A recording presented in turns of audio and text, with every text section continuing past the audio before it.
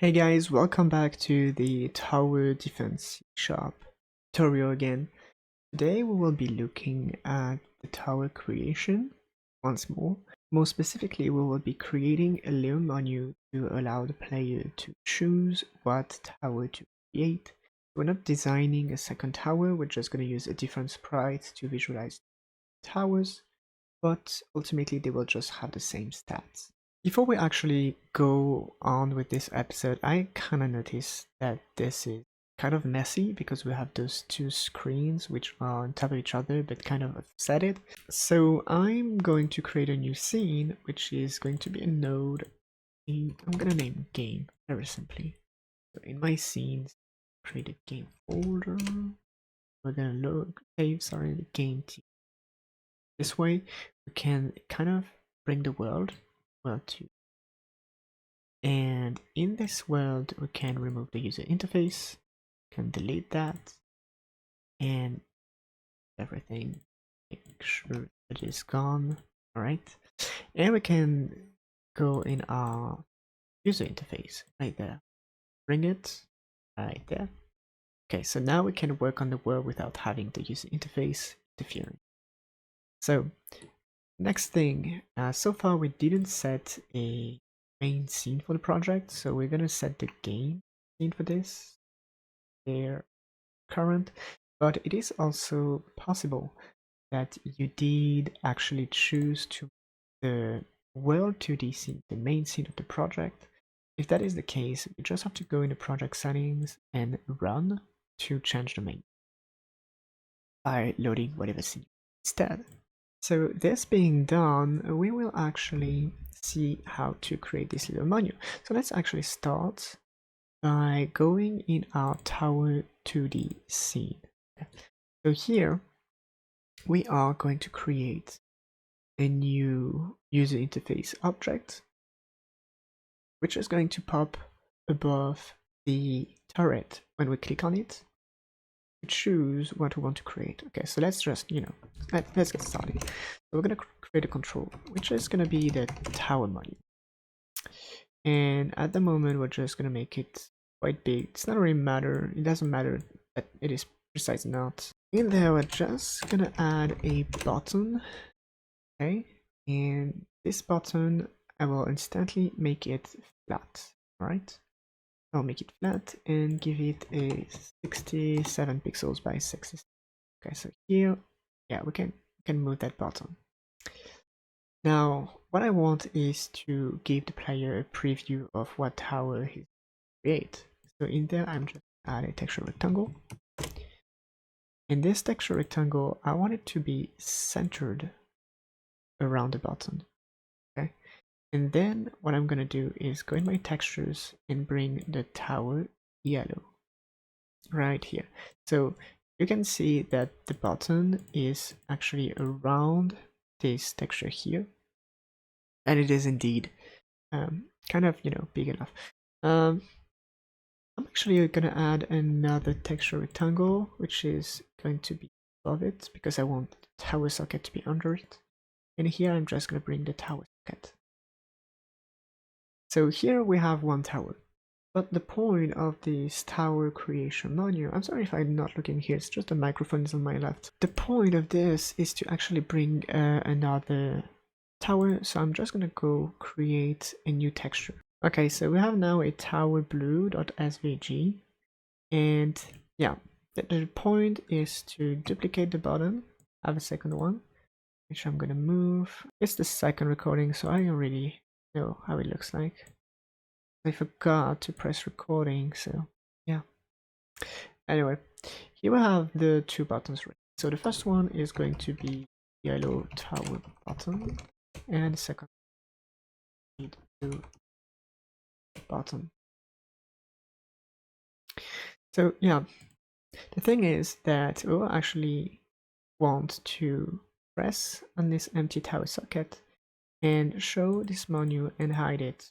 The first objects we want to interact with is the tower button here and the tower menu. So what we're going to do is two things. First, we're going to clear everything we did in the tower button previously. And we will also bring in the tower menu control. Let's go in our tower to the script. All right, so first thing, we're gonna bring a new export. It's annoying because the microphone's forcing me to be slightly tilted, but somehow it makes it very hard to type when I'm tilted like this. So anyway, we'll have a control, which is the tower menu. And I know that I keep forgetting. I will just build and find this right now. So here we have the tower menu, Okay. The first thing we're going to do, we're going to make sure that the tower menu is by default hidden, right? Because if we have this on, because we're making changes or whatever, and we run the game, this kind of disaster happens. And in our ready function, we'll make sure that the tower menu on ready.visible. So here we take the visible property, which is pretty much this, right? So this is visible. Visible equal false, visible equal true. We set it to false to make it hidden by default. That's the first thing. The second thing is we actually want to make sure that this menu isn't preventing you to interact with other items. So the buttons, we clearly want to interact with the buttons, no doubt on that. However, those texture rectangle, we don't want to interact with the textures. So I'm gonna select all 4 textures, and I'm gonna go in mouse and set it to ignore, right? So that the mouse is ignoring those textures. In the same manner, this tower menu here, which is the big control object, we don't want that to be blocking from clicking on objects. It's just here to position things. So same thing, mouse, and we set it to ignore. Okay, now back in the script, so we have the tower menu. It is at the moment disabled or hidden. And if we actually go here, we can see that the tower button pressed is linked to the function on tower button pressed. So we're gonna go there, and I'm gonna comment this by using Control and the slash key. Like this might be different on the keyboard because I have French keyboard. The other behavior we want with this is to actually be able to make the menu appear or disappear based on whether it is here or not. So I'm just going to keep that and remove the comment. Except that instead of doing the initialize yellow tower, we will have the toggle tower menu method, which doesn't exist yet. So we're going to create it right now. I'm going to create a public void toggle tower menu. Create this method. And here what we want to do is exactly like we did in the ready function. So on the tower menu dot visible be equal to the opposite of it. So it's auto completed here. We have the exclamation mark, which is the not operator, which inverts the booleans. True becomes false and false becomes true. And yeah, that's pretty much it. Right now, if you just go here, run the game, you should be able to click on a tower and make the menu appear and disappear. So we can have different menus at once, because kind of handling this is a little bit more of work, which I'm not going into in this episode, maybe later. But as for this episode, we'll just make sure that this one works so far. So we can make the menu appear and disappear, and we have 2 buttons available now, the yellow and the blue one. So we have this initialize yellow tower function already existing. So I'm just going to duplicate this by saying that I'm going to create a initialize blue tower function. And I'm pretty much going to copy all this into the second one and change whatever needs to be changed. Okay, so I'm going to make it consume 200 manas because I'm not going to change the stats. I'm just going to change the texture so that we can visualize that it is correctly changing. Okay, so first the tower enum is towers.yellow, so here we want to change that. Okay, so here we're going to create the tower blue with the value 2, and we're going to go back function and make it blue.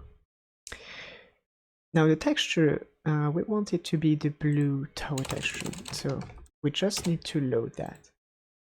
I noticed in the previous recording that I loaded the resource by using the function, which is very fine, okay? But I usually want to keep things simple for this video, so I'm just gonna go say that I want to create an export category, which is gonna be textures, and here I'm gonna export a public texture to the blue tower texture. This is another way to load textures, and honestly it's quite simple.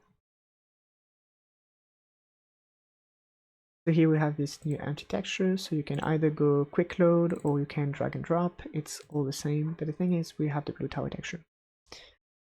Let's make sure that it works. Blue tower texture, it is recognized. So we have the two functions, and now we just have to bind the buttons. So I'm just gonna go create export, and here public button yellow tower button, and paste this as the blue tower button. And I can now go back again to my editor to connect those. Okay, so here we have yellow, and here we have the. Now that we have access to those two buttons within the code, all we have to do is to bind those. So yellow tower button rest signal is going to be connected to initialize yellow tower. Blue tower button is going to be connected to initialize blue tower. All right. So technically, when we click on one of those two buttons, it should allow us to create the set tower in tower slots. But there is one or two things missing. Basically, it's one feature that requires a few things to be changed. If you can spot it right now before we run the game, it's really good fit, because it's honestly very hard to kind of anticipate this kind of errors when you've never done this kind of features. But yeah, let's run the game and see what works and what doesn't. Okay, so here we can open the menu and choose the tower we want to create, and then we're kind of stuck. Okay, we can't close the menu because there's a tower, and we can't initialize either a yellow or blue tower. And also, sometimes I'm actually quite wondering, is the label preventing us from clicking on the button? I don't know. So we're gonna adapt a few things. Here, let's actually make sure that the buttons are always properly on top of whatever is in the world. Those two buttons we're going to select, and we're going to change the ordering to something like 10, because I'm sorry, I didn't keep track of the values I gave here. So the labels could be like 5 or something. So yeah, and let's actually go 15 just to be sure. Now there's a question of actually being able to close the menu when there's a tower in. Okay, so we're gonna go back to the tower button being pressed here. So what we're checking is if there's a tower in there, we don't want to toggle the menu and basically open it, but it's also preventing us from closing it. So I'm just gonna make another check which says that if the tower menu dot visible, if that is the case, then we want tower menu visible to be set to false, and we want to return because we have done everything we wanted to do. So here we should be able to go back, run the game, create a tower, and be able to close the menu and never be able to open it again. At the moment, this is correct. However, we would like the menu to automatically close when we buy a turret. That would make sense. So we're going to go back in the code, which is initialize yellow tower or blue tower. And here we're just going to go with something like tower menu dot visible equal false, right? So we close the menu. Same thing, right? So here we can go back and open the menu buy a turret and it's now in place. Okay, so they're exactly the same, they have the same stats, they just have different textures.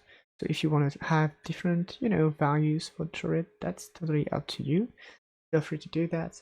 And now I'm just quickly going to talk about one problem, which is here the user interface being in front of our menu. So this is not something we can fix by changing the ordering in the canvas item here, because the problem is that this user interface is actually using another canvas layer, which is always going to be in front of the world layer no matter what. And that's pretty much everything we will be doing in this video. So as usual, if you did like this, you can think about doing all the kind of things that makes it easier for me on YouTube, like liking the video, commenting the video, giving me your feedbacks on this series if you like it or not. You can always hop on the Discord if you have questions or if you want to share the game you have created. And lastly, if you want to support the channel and to help me keep going, creating new episodes and stuff, you can think about joining the channel as a member. It's like a mini Patreon basically, which is supporting me in my creation. As usual, it was a pleasure to have you around, and I will see you in the next video in this series, or you can catch me live stream. I'm doing both gaming and game dev based on my mood, so yeah, up to you.